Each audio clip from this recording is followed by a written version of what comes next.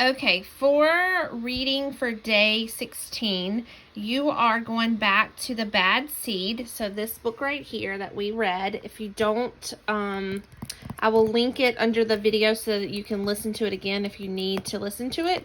So you can see the pictures because it really will help you figure out what I'm talking about.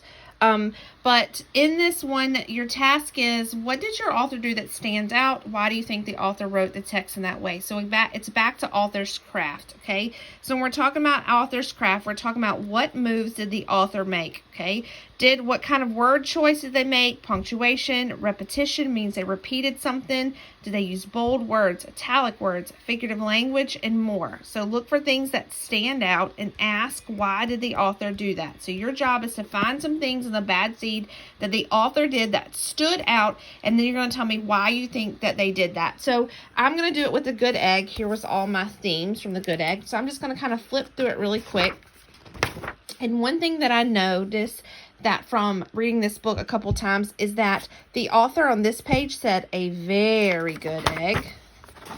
And then again, on another page, a very good egg. So he's repeating very good egg. Also, he's making very stand out. He didn't just put V-E-R-Y. He made very good egg. Which is, to me, I think the author did that because he wanted you to know that this egg is good. I mean, super good. Good all the time. He wanted you to make sure that you understood how good this egg was. Okay? Another thing that the author does in this book a lot is I like how this is one big thing.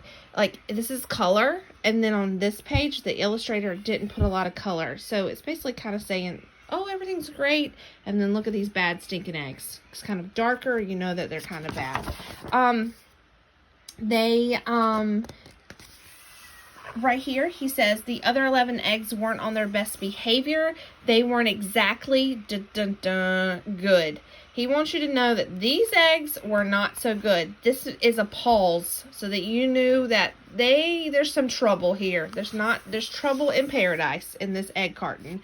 The author also uses a lot of italicized words. So they were everywhere. He wants to make an emphasis that there wasn't just one crack, there's lots of cracks, and there's a problem. When they use italics in a word, that you're supposed to read that a little bit differently. And so I think the author did that to just show you that this egg is in trouble. He's got cracks. He is literally falling apart.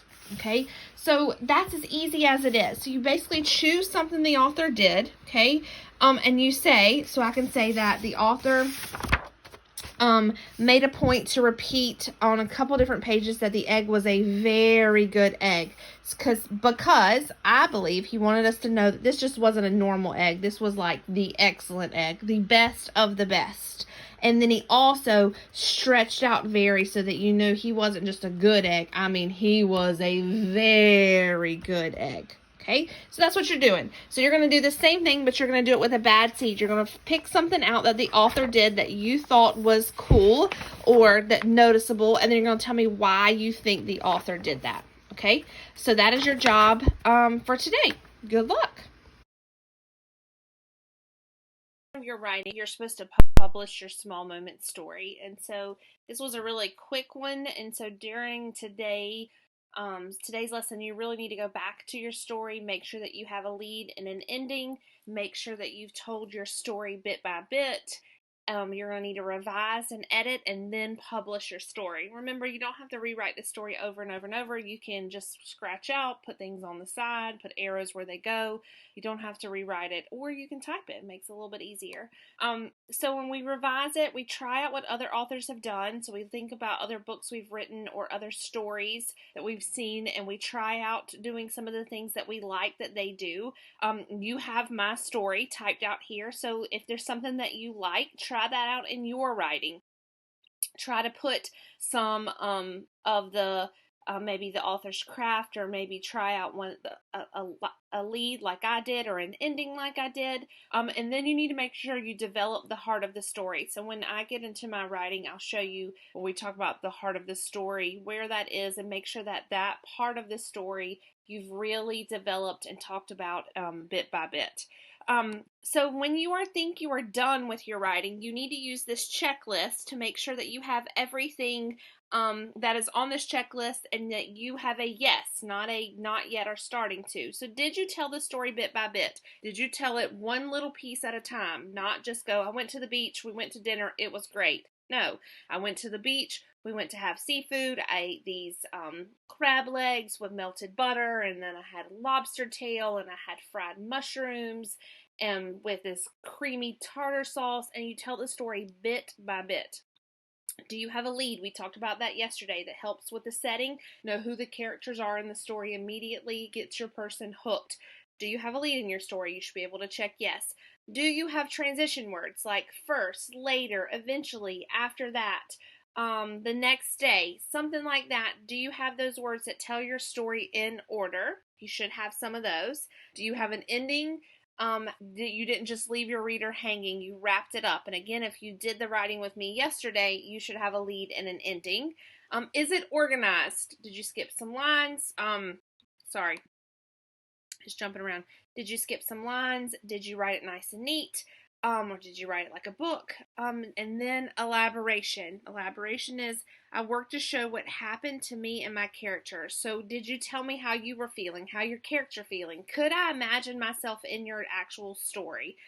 Then you have you have craft, which is basically saying, you wrote in a way that that people could picture what was going on, and I'll show you some author's craft throughout my writing.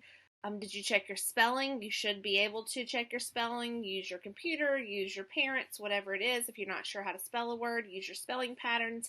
And did you punctuate? Is all of your letters, your beginning of your sentences capitalized, and at the end of your complete thought, is there some type of punctuation marks?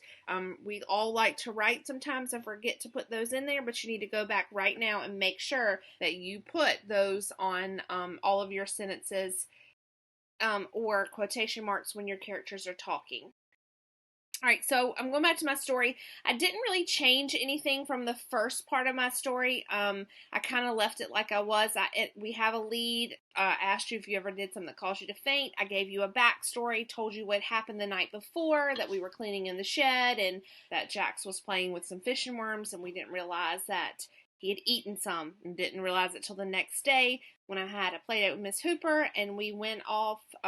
We were there for most of the morning, and we left and went to the grocery store. So here, what I have underlined is what I consider the heart of the story. This is where things are like, your heart is racing. You can feel what's going on. Jax has got this poopy diaper. I go to the bathroom and I pull it back. That's when I find these red fishing worms, okay? So this is the heart of the story. I have to make sure that I definitely told this piece bit by bit. So if it's underlined, that's what I mean, the heart of the story. Is your heart of the story told piece by piece? If it's in yellow, it's what I changed. So remember, when you revise, you're all supposed to add things or take things away. So I added some things and I put those in yellow from what you read yesterday. So, the problem is that I first didn't know that they were fishing worms. I thought they were real worms. I saw them and I freaked out. Well, I wanted to show you how I freaked out. So I told you. I'm pretty sure my heart was racing and my brain was twitching. Okay? I could not process what was happening. So that was something I added in so you could actually feel what my body was feeling like. And then I put, you have to remember this is in the grocery store bathroom and people are walking in and out. I must have looked like a crazy person. So I'm also giving you that what other people are probably perceiving in me, because I'm just frantically trying to figure out what is going on. And then I added, when I told you that I threw it in the trash, I put it as fast as lightning. I wanted you to know how fast it was. I mean, I just threw that thing in the trash and took off. I called Todd, and all I could get out was Jax has worms in his diapers. I added this part too. As it turns out, I never told Todd that they were fish worms, so for a couple hours, he thought Jax had real worms in his poop. So not only was I freaking out, he was freaking out because I never told him it was fish worms. He thought that Jax had real worms inside of his poop. So again, it's a funny story, but there I definitely developed my heart of the story, which is all this underline, and I added things in so that you could see how I was feeling. Okay, so that's part of author's craft, is that I put, I'm pretty sure that my heart was racing and my brain was twitching. When I do these, right here, the dots, it's like dun dun dun, we look back at the picture and can see the pieces made up of two worms, dun dun dun, which meant he had pooped out all he had eaten. I have some exclamation marks in some parts, and that's author's crafts. How did you write so that your reader could see what you were feeling? So again, today I want you to make sure that you reread your story to yourself. Make sure you've developed your heart, and make sure you've add some more details if you need them, and that you can check off each one of these things on this checklist. And then when you are done with your writing, if you can, send it to me so I can check over it and read it and check it out. All right. Enjoy my story.